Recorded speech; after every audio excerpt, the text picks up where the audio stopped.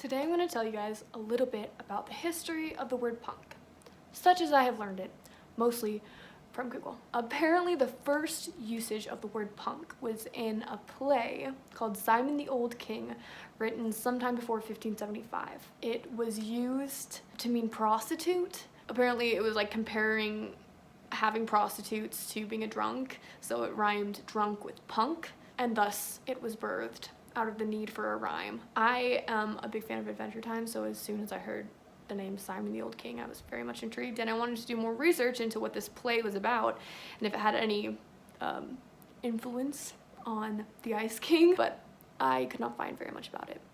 But that probably says more about my research skills than the validity of my sources. Yeah, who's to say? We do know that Shakespeare started using that word occasionally in his plays also to mean prostitute. And over the years, it had a multitude of meanings. Prostitute, but also young gay men, hooligans, youths, petty criminals, basically just a lot of derogatory meanings, usually about younger people was a common theme. The first time it gets used in the context of music was in 1899. This guy named Otto Weiss went to a play. Or it wasn't a play, it was a concert, I guess.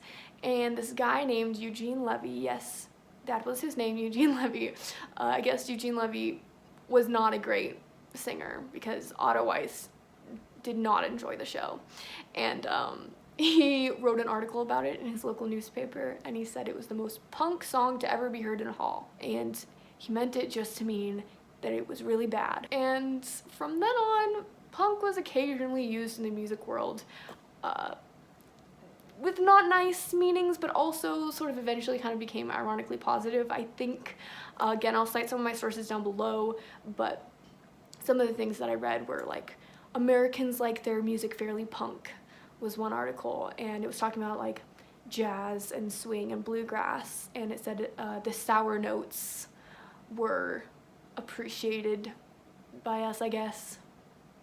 Sorry, I should have this in front of me so I could actually read it. But the point was that it didn't seem that mean-spirited to me. It just kind of was like, oh, this isn't like perfect, beautiful on-pitch music, but it's still kind of fun. Then we get to the 1970s, and we get to the Ramones in New York and the Sex Pistols in London. The Sex Pistols' debut show in Manchester in 1976 was attended by about 40 people. Legend has it that every single one of these 40 people formed a band after this, or influenced someone else to form a band. Among these people were two guys who formed the Buzzcocks, I can't remember their names, but also Peter Hook and Bernard Sumner, who formed Joy Division the next day. A young Morrissey was in the audience, and what was so interesting about this show, apparently, was, according to Bernard Sumner, who talked about it later, he said the Sex Pistols weren't trying to be like gods, you know, they weren't looking down on the audience as these like incredible, you know, unrelatable sort of idols. They were just so incredibly normal, and he said that just made you want to form your own band because it made you feel like you could do that too, but in the best way. And that's also the year that Punk Magazine was formed, and I think that calling it Punk Magazine is kind of probably what cemented the word punk with the genre of music.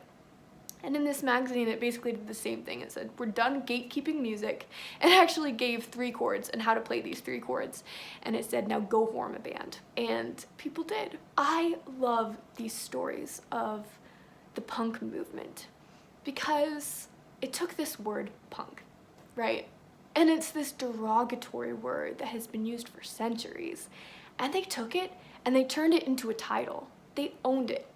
And they didn't do it by changing the meaning. They just took it by being like, yeah, we're the reckless youths, right? We're the wild young people of this generation.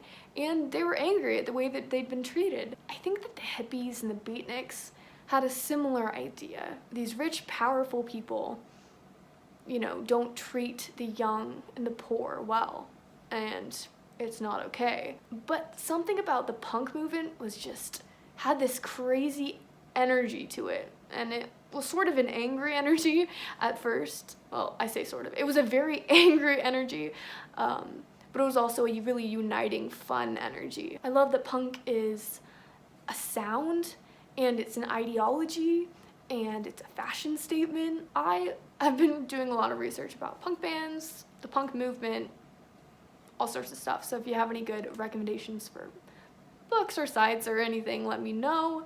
Or if there's anything more that you'd be interested in the punk or rock and roll, or really any kind of music. That's what I love talking about. So